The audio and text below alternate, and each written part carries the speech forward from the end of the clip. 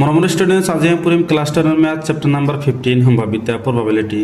তো ষ্টুডেণ্টছ এইটো ভিডিঅ'ৰ আগতে আমি উদাহৰণ 1 ৰ পৰা 6 লৈকে কৰিছোঁ। আজি আমি তোমালোকক 7, 8 আৰু 9 অংক তিনিটা কৰি দিম চাবা। উদাহৰণ নম্বৰ 7 কি কৈছে চাবা, এখন স্কুলৰ দশম শ্ৰেণীৰ ছাত্ৰ ছাত্ৰীৰ সংখ্যা হ'ল 40 য'ত 25 জনী ছোৱালী আৰু 15 জন ল'ৰা। কিমানজন ছাত্ৰ ছাত্ৰী আছে? 40। ইয়াৰ ভিতৰত 25 জন মানে 25 জন হ'ল ছোৱালী আৰু 15 জন হ'ল কি ল'ৰা। শ্ৰেণীৰ শিক্ষকে এজন ছাত্ৰ ছাত্ৰীক ক্লাছৰ প্ৰতিনিধি বাছনি কৰিব লাগে। তেওঁ প্ৰত্যেকজনে ছাত্ৰ ছাত্ৰীৰ নাম বেলেগ বেলেগ কাঠত লিখি ল'লে। কাঠবোৰ একে প্ৰকাৰৰ। তাৰ পাছত তেওঁ কাঠবোৰ মোনা এটাত ভৰালে আৰু সেইবোৰ সম্পূৰ্ণৰূপে মিহলি কৰি দিলে। তেওঁ এই কাঠ মোনাৰ পৰা টানি ল'লে। কাঠত লিখি থোৱা নামটো 1 নম্বৰত কি আছে? এগৰাকী ছোৱালীৰ। 2 নম্বৰ কি আছে? এজন ল'ৰাৰ হোৱা সম্ভাৱিতা কি? এইটো আমাক উলিয়াব লাগে। তো চাবা ষ্টুডেণ্টছ, এইটো আমি তোমালোকক উলিয়াই দিম। তো ষ্টুডেণ্টছ আমি কি লিখিম যে দিয়া আছে মুঠ ছাত্ৰ ছাত্ৰী কিমান দিয়া আছে? 40 জন। আৰু ইয়াৰ ভিতৰত ছাত্ৰ কিমানজন আছে? ছাত্ৰ সংখ্যা ইজিকুৱেল টু কিমান? 15 জন। আৰু ছাত্ৰীৰ সংখ্যা কিমান আছে? কিমান? 25 জন। ইয়াৰ ভিতৰত 1 নম্বৰত কি কৈছে? এগৰাকী ছোৱালী হোৱাৰ সম্ভাৱিতা কিমান হ'ব? এইটো আমাক উলিয়াব লাগে। ছোৱালী আমাক কিমান দিছে? 25। কিমান জনেৰ ভিতৰত? 40ৰ ভিতৰত। তেনেহ'লে আমি কি লিখিম চাবা, যেতেকে 1 নম্বৰ টেষ্টত আমি কি লিখিম যে 1 নম্বৰ এগৰাকী ছোৱালীৰ সম্ভাৱিতা ইজিকুৱেল টু কিমান হ'ব চাবা। মুঠ কিমান আছে? 40। আৰু এই 40ৰ ভিতৰত কিমানজন ছোৱালী বা ছাত্ৰী আছে? 25। এটা আমি লিখি 25 ডিভাইড বাই 40। এটা 5 ডিভাইড কৰি 5 গুণ 25, 5 গুণ 40। তেনেহ'লে আমি এনসাৰটো কিমান পাম? 5 ডিভাইড বাই 8। এইটো হ'ল কি? এগৰাকী ছোৱালীৰ সম্ভাৱিতা। 2 নম্বৰত কি কৈছে? এজন ল'ৰা হোৱাৰ সম্ভাৱিতা। তো ল'ৰা আমি কিমান জানো? 15 জন জানো। তেনেহ'লে লিখিম যে এজন কি লিখিম আমি? কিমান আছে? 15 জন। কিমান জনের ভিতৰত? 40ৰ ভিতৰত। এটা আমি 5 ডিভাইড কৰি পাৰোঁ। 3 5 গুণ 15, 5 8 গুণ 40। তেনেহ'লে কিমান পালোঁ? 3 ডিভাইড বাই 8। এটি হ'ব কি আমাৰ 2 নম্বৰৰ উত্তৰ, মানে ল'ৰা হোৱাৰ সম্ভাৱিতা। তাৰপিছত চাবা ষ্টুডেণ্টছ, এতিয়া আমি তোমালোকক উদাহৰণ নম্বৰ 8টো সলভ কৰি দিম চাবা।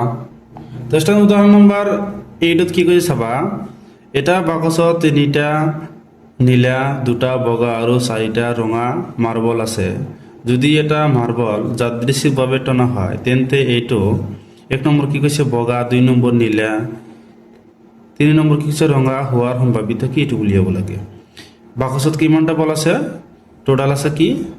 9টা বল আছে। 3টা হ'ল কি? নীলা, আৰু 2টা হ'ল বগা আৰু 4টা হ'ল কি? ৰঙা। এটাৰ আমাক কি সম্ভাৱিতা উলিয়াব লাগে। টোটাল বল কিমান আছে? 9টা। তো সাবস্টেন্স এটা তোমালোকক কৰি দিম। 1 নম্বৰ বগা, 2 নম্বৰ নীলা আৰু 3 নম্বৰ ৰঙা হোৱাৰ সম্ভাৱিতাটো উলিয়াব লাগে চাবা।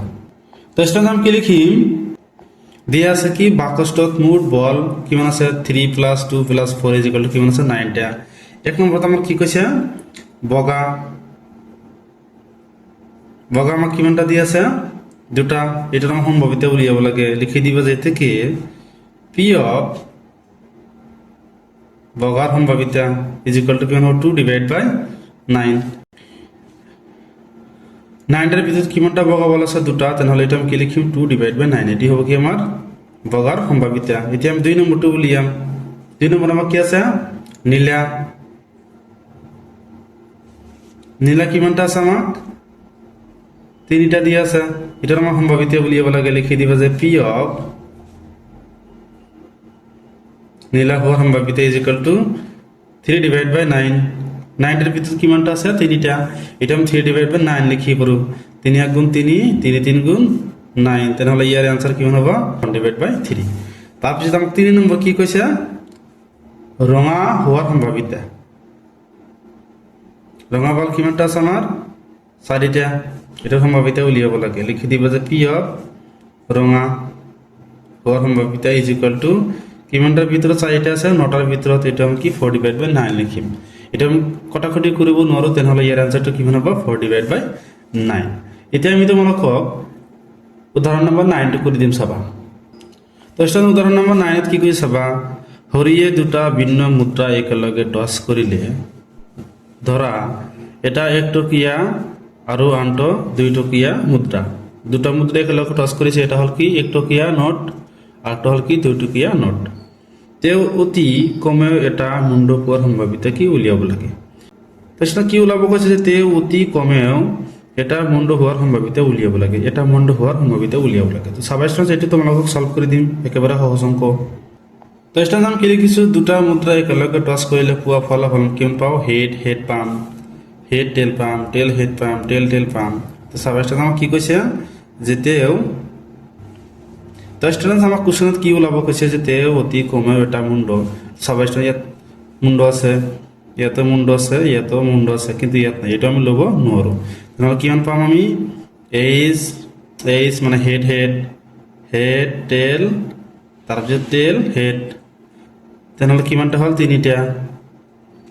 ফলাফল আমি কিমানটা পাম, 1 2 3, কিমানটাৰ ভিতৰত 4টাৰ ভিতৰত। তেনেহ'লে লিখি দিবা যে কি পি অফ অতি কমেও এটা মুণ্ড কিমান হ'ব, 3/4। কিয় 3/4, কিমানটা ফলাফল পাইছে 3টা, কিমানটাৰ ভিতৰত 4টাৰ ভিতৰত, তেনেহ'লে এটা আমি 3/4 লিখিম। এটি হ'ব আমাৰ কি, তেওঁ অতি কমেও এটা মুণ্ড পোৱাৰ সম্ভাৱিতা, এটি হ'ব আমাৰ কি উত্তৰ। তো ষ্টুডেণ্টছ ইয়ালৈকে কৰিবলগীয়া আছিল ষ্টুডেণ্টছ, যদি ভিডিওটো ভাল লাগে চেনেলটো সাবস্ক্ৰাইব কৰে দিবা আৰ তোমাৰ মতামত জানাবা। Thank you students.